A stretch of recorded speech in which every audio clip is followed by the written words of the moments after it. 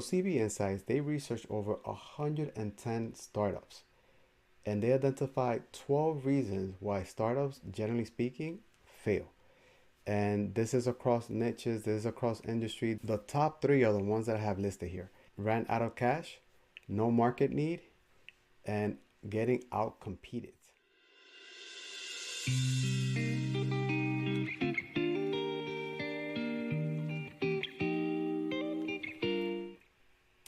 So let's go ahead and start talking about running out of cash. This is not an exhaustive list. I want to be able to break down some of these reasons why businesses tend to fail. So in regards to running out of cash, I would say one of the factors that contributes to that is that there's not enough sales that is happening. In other words, sales is poor. Running out of cash essentially means the expenses is way higher than the revenue that is coming in. If the business was generating enough revenue in the right amount of speed, then this wouldn't be a concern. So this is an area that we're going to explore as to what drives higher revenue. The next reason is no market need. So as you can see here in this list, a lot of the problems that entrepreneurs and business owners are having is that they have a problem and a solution that are not aligned. It is important to understand what is the customer's problem and be able to fit the solution. Sometimes the problem is correct, but the solution is not. Sometimes it's the other way around. Sometimes the solution is correct, but the problem is not.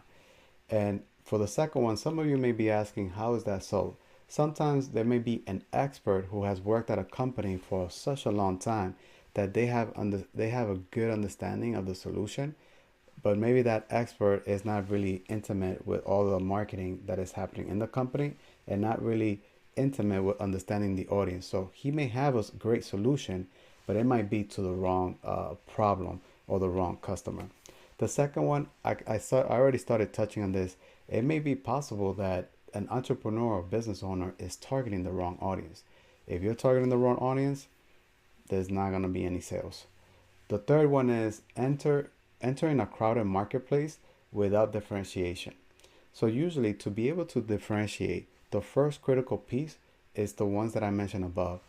Having the right ideal customer, the right audience, understanding the problem that you're solving for this ideal audience or customer, and then having a solution and therefore a product that manages and satisfies that problem that the audience is having.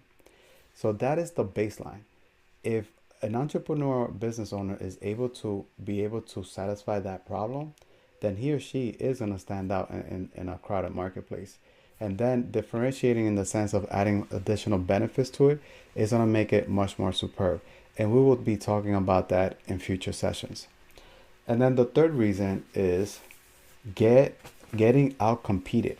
So here is about a lack of differentiation, which I already touched on what makes differentiation. And then the second piece to this one is ineffective positioning.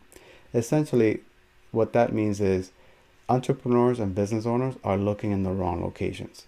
So for example, if we're looking at digital marketing or digital marketplaces, it may be possible that a lot of the audience happens to be in YouTube, but the entrepreneur and business owner is really focused on Facebook.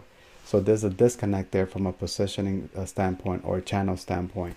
Positioning also means how are you standing out, or how are you different and unique versus the competition. So sometimes if that is not effective, especially in a crowded marketplace, then the business is not going to stand out and get the attention that the entrepreneur and business owner wants.